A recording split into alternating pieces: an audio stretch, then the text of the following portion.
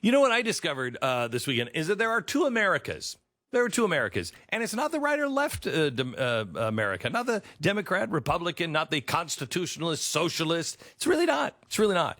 It's the, hey, I've got a brain. I understand how to use it. I can read the tea leaves. I'm responsible not only for myself, but there is something to social responsibility.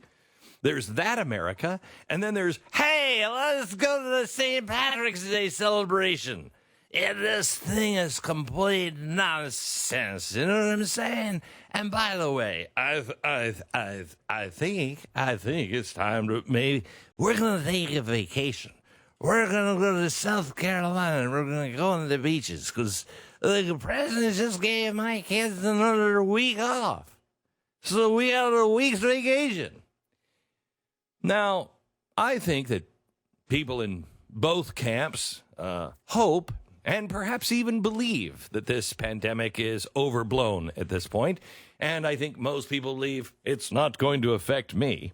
But only one group, only one of those two Americas is thinking clearly at this point. If you happen to have the coronavirus, I only drink Guinness. No corona for me. If you're sick and you don't know it, and you were out last weekend, because I'm not in the listen to me. I'm only 34 years old, and because I'm 34, there's no way it is not going to affect me. That's totally cool. That's totally cool. But could we sober up and just think for a minute? If you are one of those people and you were out this weekend and you did, without even knowing it, you infected someone else, or you were out this weekend and they infected you, that one person, that bastard, I knew he was sick, that person will infect 248 people. One person with the virus, whether they know they have it or not, will infect 248 people. Now, here's where it gets kind of real. Hang on. I might need a drink for this. Here's where it gets real. If you have 248 people that you've infected, that means two of the people that you infected will die. Are you just starting my Monday morning off with this? Yeah, I am. If you go out and you are infected, 248 people will get sick. Two of them will die. Now, I don't know about you, but I spent my weekend in both Americas this weekend, working on systems that will allow us to run our network with minimal exposure. In other words, writers and producers are at home. The cameras are as locked down as we can be. Talent is at home or in isolated studios. I was up Friday, Saturday, reading, researching, doing everything I could up until 1 a.m. and then up at 6. We readied our isolation rooms. Did anybody do that? Did you do that at your house, Stu, this weekend? Because, you know, you're supposed to do that. Do you even have an isolation room? Anybody? An isolation, no. like a man cave? I'm going to get into it in a minute. Mm-hmm. Yeah. We met as a family. We did the things we were supposed to do. We checked on our elderly neighbors. We went over checklists. We ordered missing items that we needed online. We filled gas cans. We made our children, make sure that our children understood the severity of everything that we were dealing with. We did that. And at the very same time, we did something else that I found really fun. Really, really fun. It was listening to stories from friends and family and friends of family online talking about, I'm going to the beach. It was only one last birthday party. It was 24 children, and they got together, and we brought the grand, and everything was fine. Everybody was fine. I heard people tell people, my kids just won't stay at home that long. It hasn't even started yet. We aren't sick, nor is anybody we know. I've never been over to China. I'm not in the age range that is in a danger zone. I just, I know that they both start with letters that are kind of, south in the alphabet. One has a Q, one has a V, both kind of not used, so you can confuse them. You're like, I don't know, it starts with one of them fancy letters we hardly ever use. Quarantine and vaccine or vacation is not the same thing. Quarantine is different than vacation. National emergencies, different. We don't usually call a national emergency for a vacation. The stock market is at its most volatile since Hoover was in office. Now,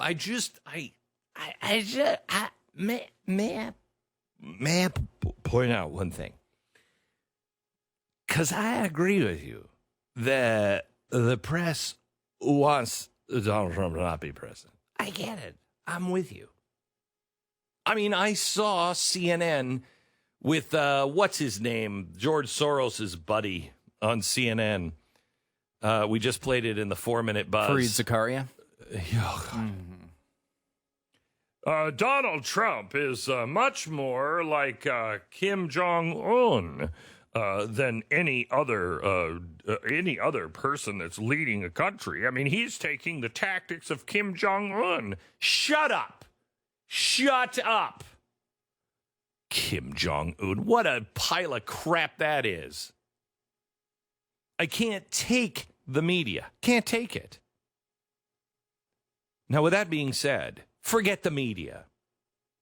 Have you seen what's going on outside? Do you think that China, France, Germany, Italy, England, Ireland, all over the world, everybody is just doing this to get Donald Trump out of office? Everybody stay home. And Italy, we want you to bring a little hope.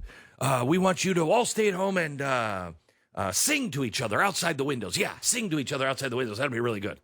Do you think they're doing this to get rid of Donald Trump? Do you think that we want to shut down the global air travel on a whim? If I hear one thing from people who are like, I cannot believe how long it took me to get through the airport this weekend. I was over and I was vacationing over in Europe. I get it. You had a vacation planned. You went.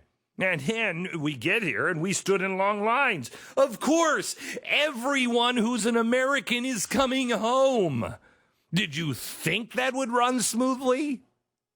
It sucks when everybody is not coming home.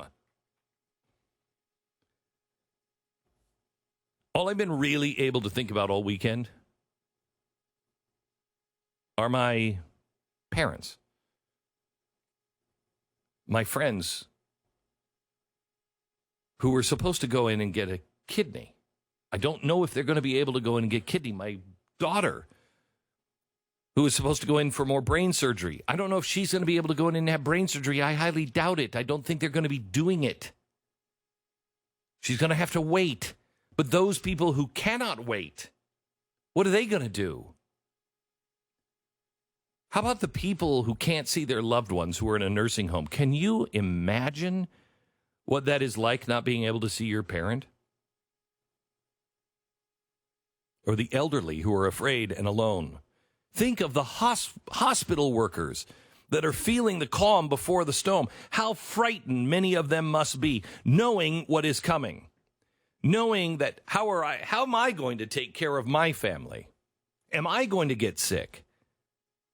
Will I have to make the choice to deprive care for somebody so somebody else can live?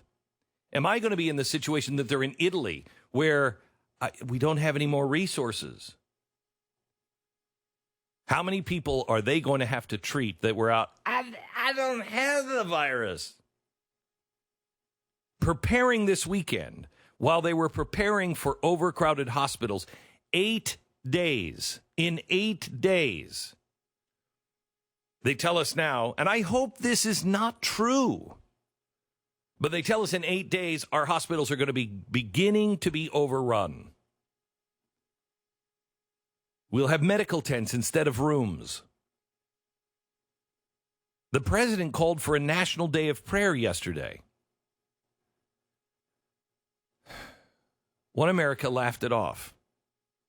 Maybe even scoffed. Most Americans, I don't even think even paid attention or knew. I know this audience, and we may disagree from time to time, but you're good. You are a good person.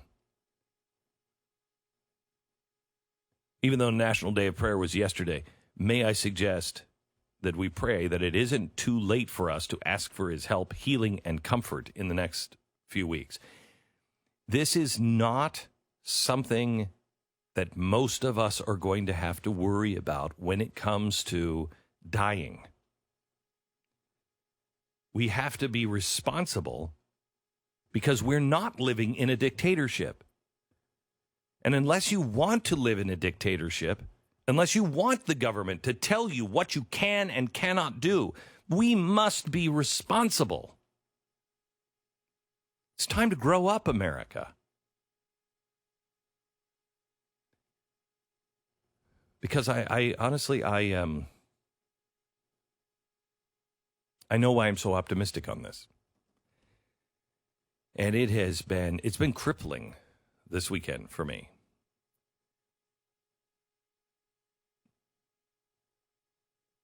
Because I see the other hand, what the other shoe is. And I want to get into that here in just a few minutes. I'm also going to give you the things that you need to do and you need to know. But I want to also take you through what doctors are saying here in America, the warnings. How many times do we have to read the warnings from Italians who are saying, hey, don't be stupid like we were. Just 10 days ago, we thought this was nonsense. Please don't be stupid. We have to listen to those voices. It's not going to kill us all. But remember, one sick person, one will infect 248. One sick person will be responsible for the deaths of 2. Don't risk it. Don't be that person. Don't be that person who's one of the 248, and God forbid, you're one of the 2.